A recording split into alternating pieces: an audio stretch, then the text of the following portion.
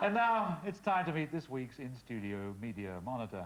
He's a man who once forecast that under the weight of its humorists, Britain would eventually sink giggling into the sea. Today there are more humorists than ever, and only they are giggling. The man who has seen them come and go, pinching his material as they move in both directions, is here tonight.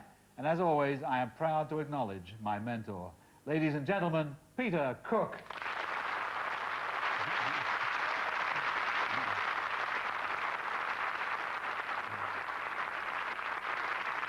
Well, I did like that. I like that cat very much. Well, he's actually on parallel bars, but he's supposed to be selling a telephone company. Why should a cat on parallel bars sell a telephone company? Well, it's about that hard to get through, I imagine.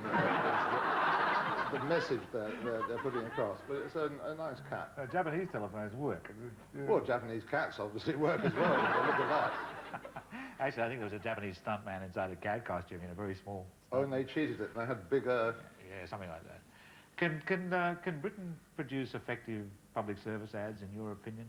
Well, all the ones I get at the moment are very, very irritating.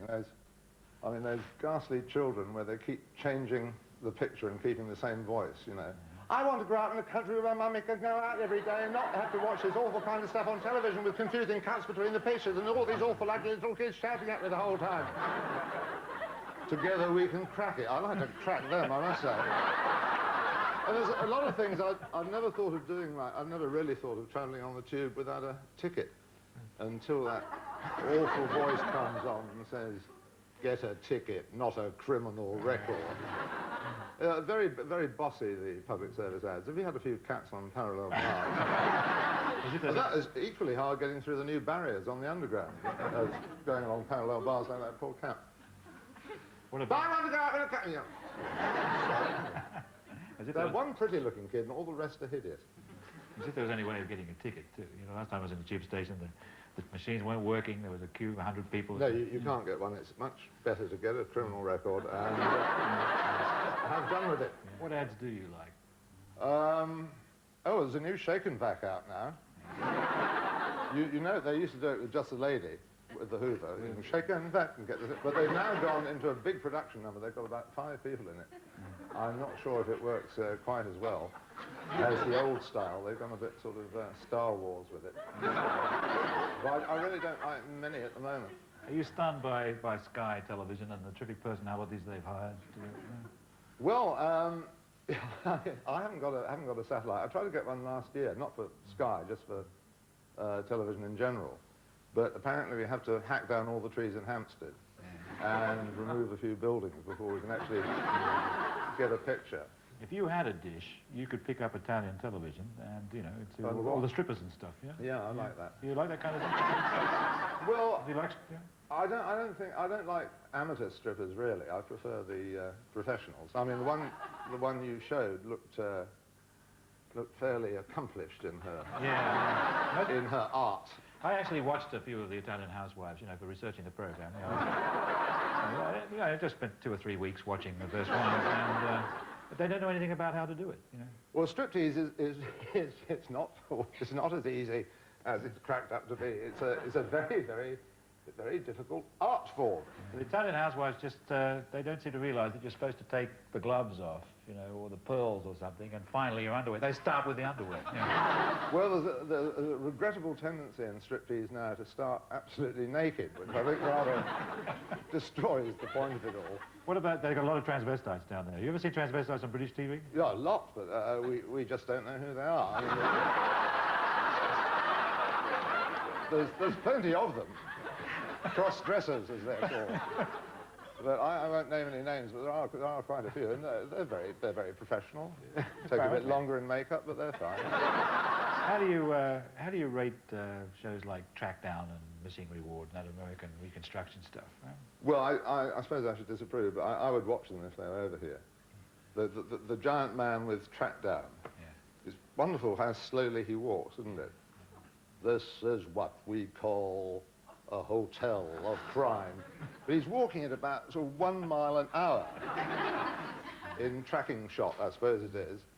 And I noticed the Australian one was shot in the same way as Neighbours. It was so banal. Some people went next door, they saw something, then they came back and they went, ah!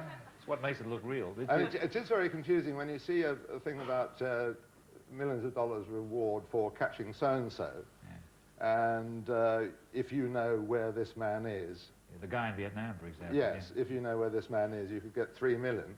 Well, I used to know where Stacy Keach was. He used to be in prison over here, but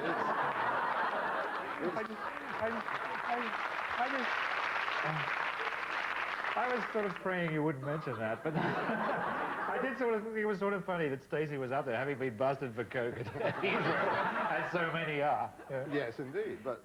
he would say, you can't get away with it. Yeah, he's right.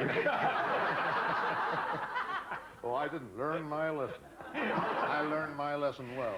Within these walls lurk men who have got there by paying their debt. I don't know what on earth they're talking about. Anyway, I'm glad those people were wearing nice little undies when the police rushed in. Why did one policeman, why is he such a big star that he got all this treatment round his face? Yeah. And the other sucker who was preparing for about 10 minutes to break down the door, we saw his face, I'd know him anywhere. But that guy on last week, the Australian man on your programme last week, is quite right. If you squint, you can actually work out who's behind all those scribbles. Yeah, it was Clive Robertson. Yeah, he was the first to spot that. If you look at this camera, at a certain angle, you could figure out who it was. Yeah, I suppose he was the undercover man, the cop whose face they scrambled. But I like the way the guy sort of did technical things with his shoes before he kicked the door down. Like it's pretty hard to kick down doors, right? You're pro-crime, aren't you? You're basically... You're an outlaw. I see your eyes light up when you talk about it. Whenever I hear about crime, yes, I like it. I wouldn't like to have... it'd be bad enough the police rushing in, but with the whole TV crew behind them. I mean, the police wouldn't make much of a mess, but the crew, they'd be asking to use your electricity supply, wouldn't they? Yeah. Don't mind, love, if I just plug in here, but... we've got this rather slow film. We can't work in natural light. Can we do that again, please? Yes, we missed that bit where you put your foot up against the gentleman's head. Make up, would you, please? But all that music as well. I haven't seen any of those American shows. I mean, they're quite horrible, but I'm sure I'd watch them. Well, they'll probably end up here. You'll watch them then, all right? No, nice Nick Ross would never do any of that.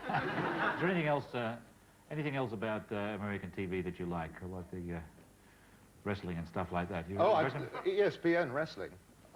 Yes, they do wrestling in a very good showbiz way on the sports channel. And it's brilliant. I mean, they're crowds of 50,000. It's very popular. There was one star on, I saw a South African called Colonel Van de Kaffer, who was white and rather portly and unpleasant, and he came on swathed in a Nazi flag and made a number of inflammatory remarks about his opponent, who was black. And he stomped around the ring and he behaved very badly, and ghastly remarks were coming out, and then they trailed over the screen. They said, the views of Colonel Van de Kaffer do not necessarily reflect those of this station. Do you look forward to deregulation of television here? Yeah, I don't mind at all. It would be nice if a whole flood of muck could come in without somebody having to watch it the whole time to make sure that we're not affected by the smut. Is there anything you hope to see on deregulated TV? Is there anything we aren't doing now that deregulated TV? Well, we haven't got the proper professional wrestling. I think a 24-hour live in the laundrette would be quite good, just for real folk and everyday dramas. As it is, I have to go all the way down the hill to the laundrette, as opposed to staying at home watching it from the safety of my video room. Peter Cook, we've got some hot news coming up on the satellite. I have to say at that point, thank you very much, Peter Cook. Thank you.